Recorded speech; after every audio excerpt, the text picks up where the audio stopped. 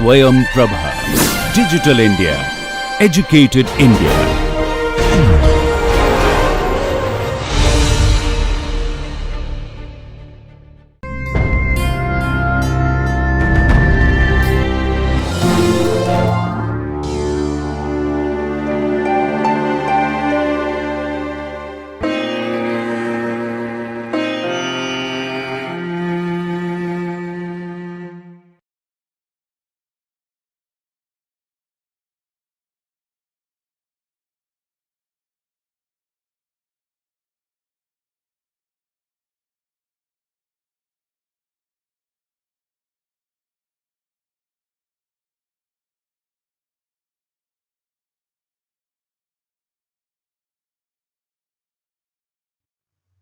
Welcome friends. In this lecture, myself Dr. Ajay Semelty welcome you. We will be discussing today about the tablet manufacturing, the remaining sections of the tablet manufacturing. We have discussed the mixing, granulation, palletization. Now this is the time for discussing the core manufacturing process after the mixing and granulation. So let us discuss the tablet manufacturing after the mixing and granulation. Friends, after going through this lecture, you will be able to know about the basics of tablet punching process, the concept of compression, and the tablet defects and their remedies. We'll be covering this lecture firstly with the basic preparation methods of tablet punching, equipment, process, concept of compression. Then processing problems we'll be discussing like tablet defects and their remedies we will be giving in our lecture. Now tablet manufacturing. We have discussed MGC. What does MGC means? Do remember mixing, that is mixing of drugs and excipient. Granulation. This two these two aspects we have already discussed. Now what is left? Compression, that is tablet punching. So we'll be discussing in this lecture exclusively this compression, tablet punching, and we'll try to understand all the technicalities of the tablet punching. So tablet punching machine looks like your wheat flour mill, little bit with you can say the punching process is not there. Hopper especially, it is just like your wheat flour mill. So let us discuss what are the components. First is hopper. As we have already mentioned that it is similar to your wheat flour mills, that cone in which you char that material for getting your flour. For temporary storing the material for compression, hopper is used. Can you see here? This is the hopper, this part. This is the hopper. Okay. Feed frame. This is the feed frame as you can see in this figure. It is used for distributing the materials into the dies. It takes this material which is charged into the hopper. It takes this material to the dies. Okay, dies are here. So what are dies? Dies are used for controlling the size and shape of the tablet. These are the size. We will be discussing in detail, don't worry. And then punches, upper punch and lower punch. Punches are used for compressing the material within the dies. The dies are like this and punches, these are the force providing tools actually, and they compress the material into the dies. So hopper, that the conical shape part, then feed frame, dies, and then punches. These are the four major components of a tablet punching machine. Now let us discuss what is hopper. Hopper, as we already mentioned, it's just like the upper part of the flour mill. wheat flour mill. The upper funnel like part is hopper, and it is same in tablet punching machine. Okay, it's just similar. Uh, it governs the flow properties. You can say, rather I would say that if the flow properties are good, these flow property govern the movement of blend through the hopper. That's why we say that the granules must have good flow properties, because we are charging the granules in the hopper. If the flow property will be poor, the uniformity of content will not be there in the material which is going to be compressed. So drug content uniformity may get affected, and the rate of supplying this material into the feed frame is also important. So we'll be discussing these factors also. Die filling. These are dies, as you can see, these are the dies. Die is filled with blend. This is actually the deep space there, little. Die is filled with blend through the hopper, and fill weight is adjusted to govern the final weight of tablet. This fill weight, whatever it is, little bowl, you can say little bowl like things, in tune with the shape and size of the tablet. So fill weight can be adjusted, and it must be in good tune with the final weight of the tablet. Okay, so dies are very important aspects of component of tablet punching machine. Then compaction, we will be discussing the compaction. Compaction is done with the help of upper punch and lower punch. Okay, what happens, as you can see here, what is happening, that material is filled into this die. This is the die, the lower punch. Okay, upper punch move with the pressure onto the dies filled with blend. This is filled with blend, and upper punch is moving. Look, stage 2, upper punch is moving towards this die, and this feed frame is moving backward. Okay, then compression force govern the hardness and friability of tablet. This compression force is given. This upper punch gives the pressure onto the die fill, and the in between the upper punch and lower punch, the tablet is compressed. Okay, so this is the third stage. Now move to the next stage, ejection part. Now how ejection is being done? After compression, the lower punch rises up until its tip reaches the die stop. Can you see here? This lower punch is moving upward. Okay, and when it rises up until its tip reaches the die top, the tablet is then removed by pushing by a pushing device. Okay, this feed frame, or you can say that pushing device ejects this tablet. So meanwhile, when the lower punch is moving up, upper punch is also moving backward. Okay, you can see here, and then the tablet is ejected like this. Okay, it cuts from the die fill and it is ejected. So compaction and then ejection. These are the two major components, or you can say two major process or steps of tablet punching. Now, tablet punching machines may be single punch.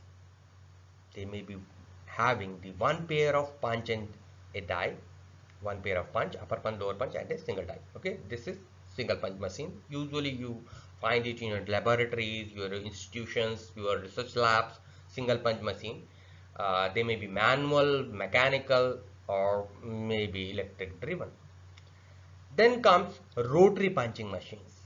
They may be having multi-stations, 16 stations, 49 stations, and so on. So depending upon the scale up of the tablet production, the rotary punching machines may have so many stations. These are very much automated systems which produce the tablets. You just need to charge the hopper, and rest of the things are automated. Okay. Now let's see the working of a multi-station rotary tablet punching machine with this, you can say GIF. Don't worry, this GIF is available in the Wikipedia. It's freely available. Now let's discuss the thing. These are the multi-stations basically. What is happening? Lower punch is moving upward here. Okay, and this feeder.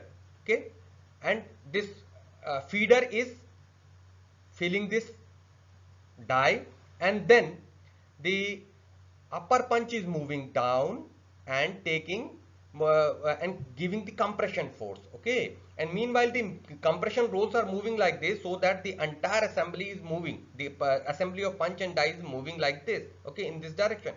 So movement of upper punch and lower punch, when the die is filled, the compression force is given by the upper punch, by the main compression roll. When this is the final actual compression force is being given at this stage, and then the upper punch goes back and the lower punch rises up and takes the tablet to the upward to the top, and it is ejected by a pushing device.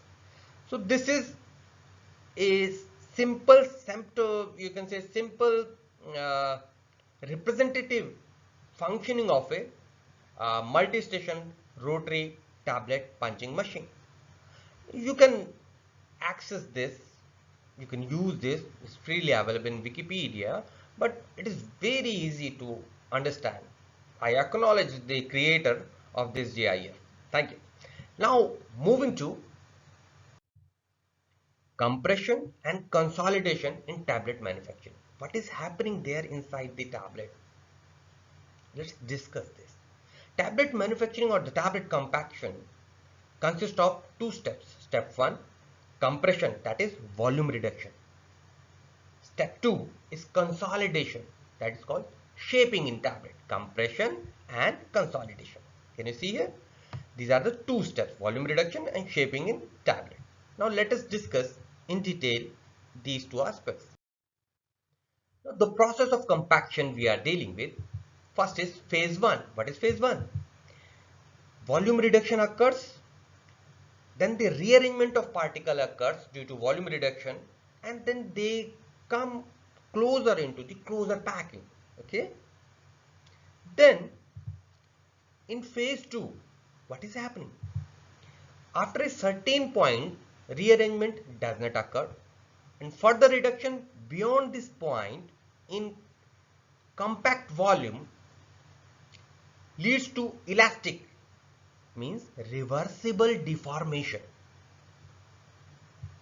In phase 3 of the process of compaction, irreversible, that is plastic deformation of particle occurs. While in the phase 4, the fragmentation leads to interparticle bonds, and that leads to final compaction.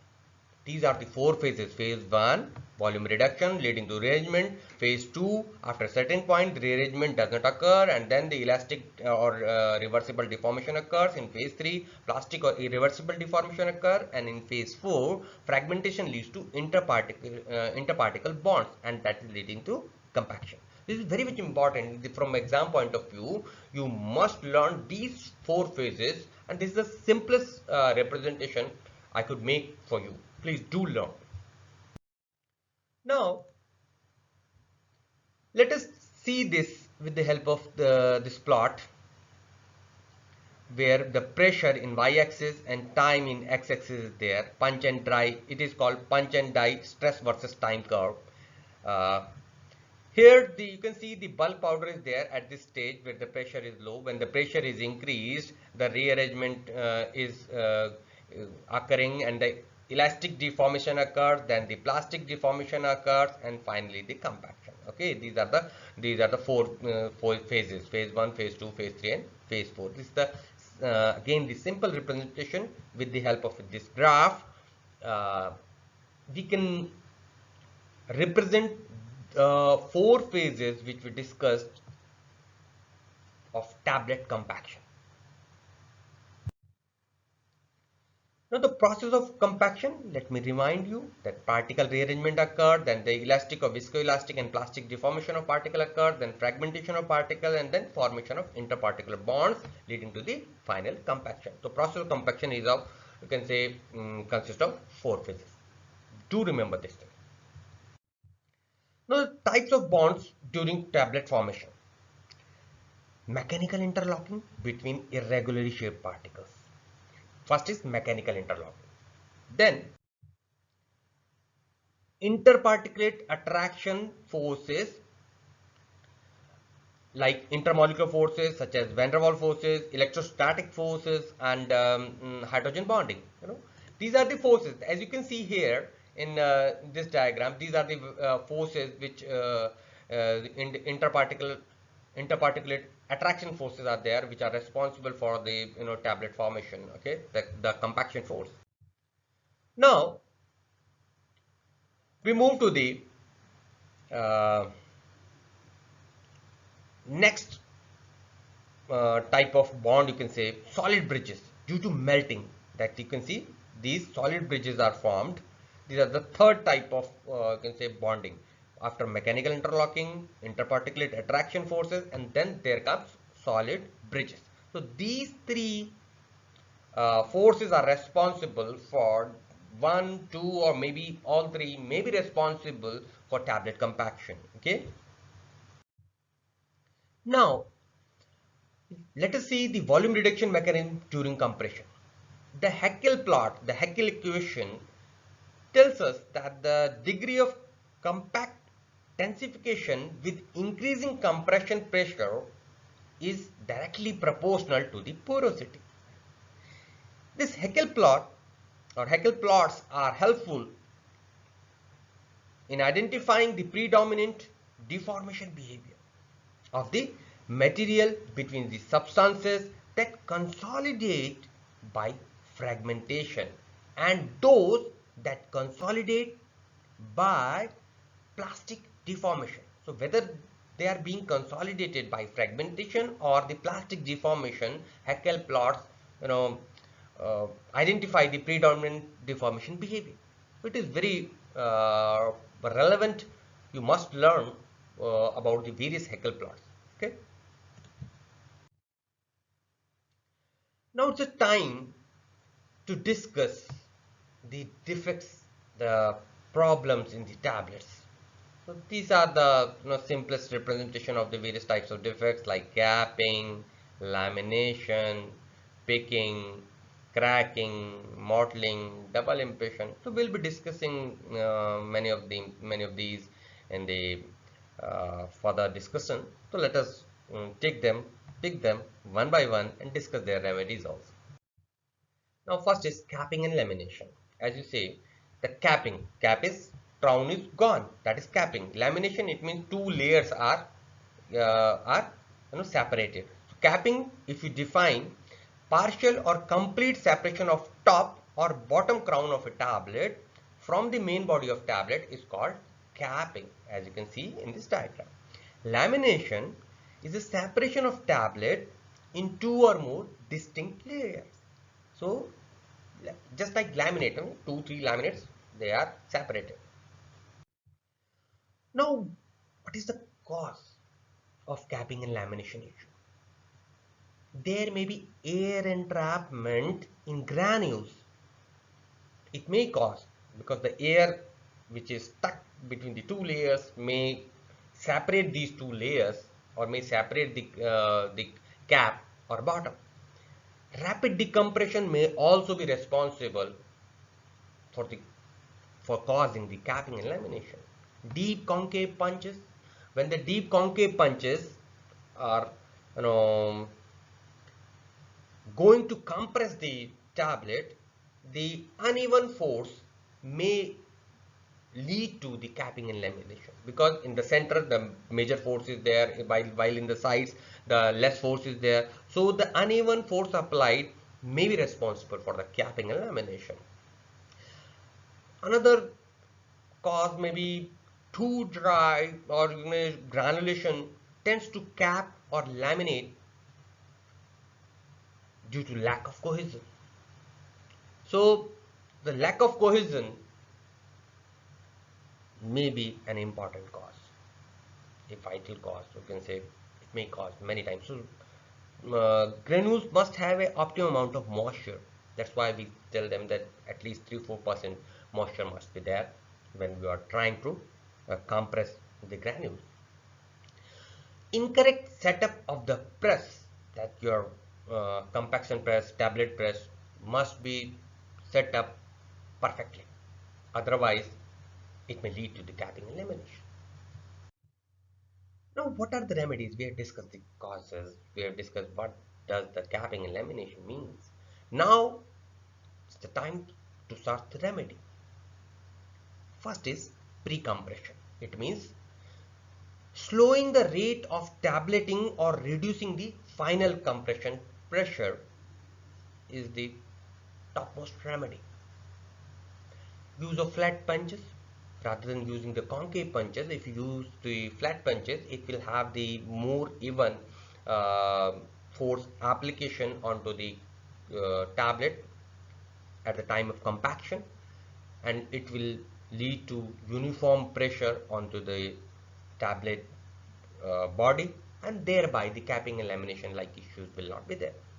Maintenance of optimum moisture in the processing of granulation is also a very important factor, which we have discussed also, because when you are adding it, the lack of moisture or air entrapment may cause the problem.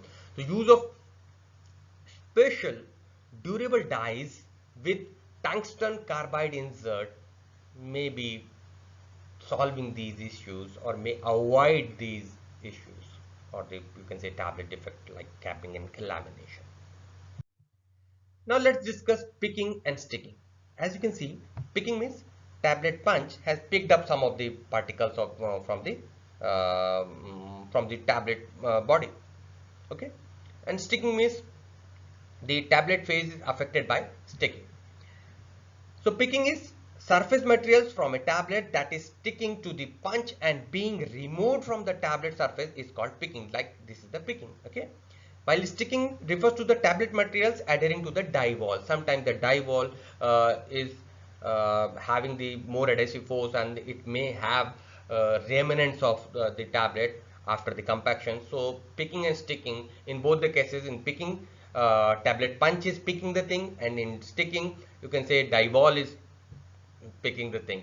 Okay, picking the core of the, or you can say the fragments of the tablet. Now let us discuss the causes. Adhesion of materials to the punch faces is the important cause. Overwetting of the tablet by underdrying or poor tablet quality. Next is tablet material sticking to the punch tips with engraving or embossing. When the engraving and embossing is there in tablet punching, but it is more likely to have these issues of picking and sticking. Okay. While remedies, when we call about the remedies, use of what we can do, that we can use the large lettering on punches with small diameters. Okay, large material rather than the small font. Using the large lettering can be used with small diameters. Reformulation of tablet to the large size may also solve the purpose, or plating of the punch faces with chromium can also solve the purpose, and picking and sticking will not be there because the chromium is less adhering. Okay, adding of colloidal silica to the granules as polishing agent may solve your issues. Use of more or new binder to increase cohesiveness of tablet may solve the issues of picking and sticking. So search these kind of binders which can replace your usual binders. Addition of more high melting point lubricants leading to reduction of low melting point, or you can say reduction of low melting point reduction. So use less amount of low melting point lubricants and use high amount, generally high melting point lubricants. So high melting point lubricants will have the tendency to avoid this picking and sticking, while the low melting point are always more or less associated with the picking and sticking.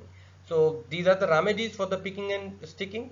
So one by one, if you see them, you can correlate with the defects and the remedies yourself. Now going for the mottling. Okay, you can say it is an unequal distribution of colors on a tablet with light and dark areas on tablet surface, as you can see in this tablet code. Okay,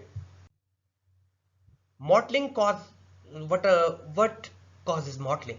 Use of drug whose color differs from tablet excipient color. Drug API's color is entirely different from the tablet excipient, then it may cause the issue of the mottling. Use of drug whose dehydration product are colored, because the dehydration may lead to the product which may have the different colors. Okay, so migration of dyes to the surface of a granulation during the drying. It occurs many times that the dyes may move to the surface and thereby leading to the mottling. Okay, now what are the remedies? We can change the solvent system, we can reduce the drying temperature, and we can use dispersing a dry color additive during powder binding steps. So these are the remedies of mottling.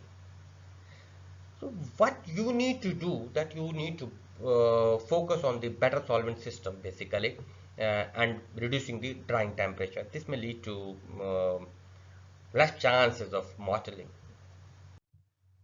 Now weight variation. Variation of tablet weight beyond the acceptable limit. You cannot produce always standard and very precisely, very specifically. No next tablet can be of exactly of same weight. So, but you have to make your efforts to make this weight variation acceptable limits. Okay. What are the causes? Non-uniform granule size and size distribution. If granules are of different size distribution. If flow problem is there, flow property is not good in granules, like we have discussed in case of hopper also. If you charge it, if flow property is not good, the mixing will not be there. That content uniformity and weight variation may be caused by this thing. Punch variation. Yeah, poor design of the granulation hopper may also be the cause, or poor mixing obviously. So poor mixing, uniform size, non-uniform sizing, poor flow, these are the major causes of weight variation. Now let us focus on the remedies. Addition or increase of a glidant like talcum, colloidal silica, it may solve your issue. Use of vibrators attached to the hopper may lead to it may avoid the weight variation. Use of well-designed hopper may also solve your issue. So, glidant, suitable glidant, use of vibrators attached, and the well-designed hopper. These are the few remedies of weight variation. Okay. Now, double impression, as the name suggests, as you can see, that double impression many times when the tablets are having the some lettering there on there as the identification mark or some brand value. The faulty engraving by punches with monogram or engraving is called double impression. Okay, as it is self-explanatory. Now, slight rotation of punch after the pre-compression may lead to this double impression. Just like a seal, when you put this seal, one seal or double seal, you can say, if that in the same size, your seal you couldn't put a seal properly, and you are again doing this thing, then it may slightly shift from the original position. So slight rotation of the punch after the pre-compression lead to the double impression. What we can do, we can use the non-rotating cam track for avoiding the double impression. Now, these are the references. You must go ahead for exploring in detail about the tablet manufacturing. Okay. So, tablet manufacturing involves MGC. So, we are going to summarize what we have done, what we have learned in this lecture. So, first is MGC. Mixing, granulation, and compression. After mixing and granulation, compression or compaction is the major step. Tablet punching tools and the process are very important to learn for you from exam point of view. After mixing and granulation, tablet compaction cycle involves dye filling, fill weight adjustment, and tablet compaction. Okay. Compression and consolidation are two basic stages of compaction.